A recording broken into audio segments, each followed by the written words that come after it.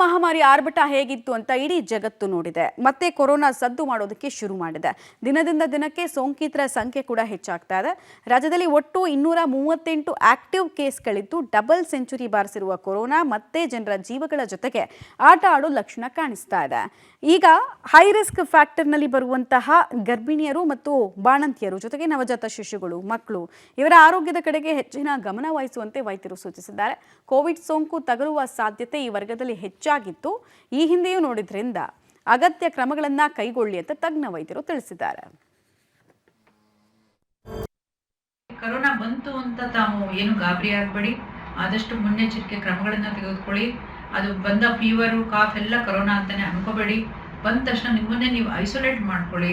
ಮತ್ತು especially pregnant ಲೇಡೀಸ್ಗೆ, ಬಾಣಂತಿಯರಿಗೆ ವಿಶೇಷವಾಗಿ ನಾನು ಏನು ಹೇಳ್ತೀನಿ ಅಂದರೆ, ಹೆದರ್ಕೊಳ್ಳದೆ ಕಾಫು ಫೀವರ್ ಬಂದರೆ ಸಾಮಾನ್ಯವಾಗಿ ಏನು ಔಷಧಿಗಳು ತೊಗೋಬೋದು, ಪ್ಯಾರಾಸಿಟಮಲ್ ಅಂಥದನ್ನೇ ಕೊಡ್ತಾರೆ ಡಾಕ್ಟ್ರುಗಳು. ಬಟ್ ಒಂದೊಂದು ಸರಿ ಅದು ಕಡಿಮೆ ಆಗ್ತಿಲ್ಲ ಅಂದಾಗ ಸ್ವ್ಯಾಬ್ ತೊಗೋಬೇಕಾಗುತ್ತೆ. ಗೊತ್ತಲ್ಲ ನಿಮಗೆ, ಗಂಟ್ಲಿನಿಂದ ಸ್ವ್ಯಾಬ್ ತೆಗೆದು ಟೆಸ್ಟಿಗೆ ಕಳಿಸ್ಬೇಕಾಗುತ್ತೆ.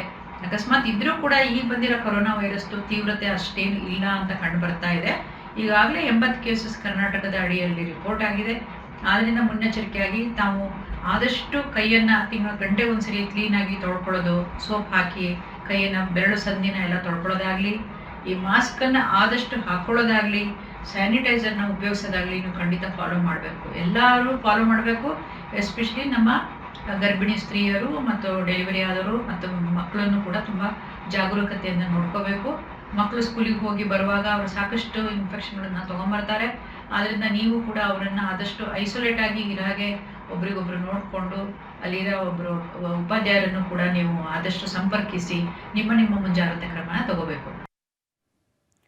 ಕೆಮ್ಮು, ಜ್ವರ, ಶೀತ ಸೇರಿದಂತೆ ಅನೇಕ ಆರೋಗ್ಯ ಸಮಸ್ಯೆಗಳು ಈ ಸೀಸನ್ನಲ್ಲಿ, ಫ್ಲೂ ಸೀಸನ್ ಅಂತಾನೆ ಇದನ್ನು ಕರೀತಾರೆ ಸಾಮಾನ್ಯವಾಗಿ. ಸೊ ಇಲ್ಲಿ ಗರ್ಭಿಣಿಯರು ಹೆಚ್ಚಾಗಿ ಇದ್ರ ಬಗ್ಗೆ ಎಚ್ಚರಿಕೆಯನ್ನು ವಹಿಸಿ ಮತ್ತು ಕಡ್ಡಾಯವಾಗಿ ಮಾಸ್ಕನ್ನು ಆಚೆ ಹೋಗಬೇಕಾದ್ರೆ, ಮಾಸ್ ಗ್ಯಾದರಿಂಗ್ ಆಗಬೇಕಾದ್ರೆ ಹಾಕ್ಕೊಳ್ಳಿ ಅಂತ ಹೇಳ್ತಾ ಇದ್ದಾರೆ. ಭಯಕ್ಕಿಂತ ಮುಂಜಾಗ್ರತೆ ಅನ್ನೋದು ಬಹಳ ಮುಖ್ಯ ಅನ್ನೋದನ್ನು ಹೇಳೋದಕ್ಕೆ ಹೊರಟಿದ್ದಾರೆ.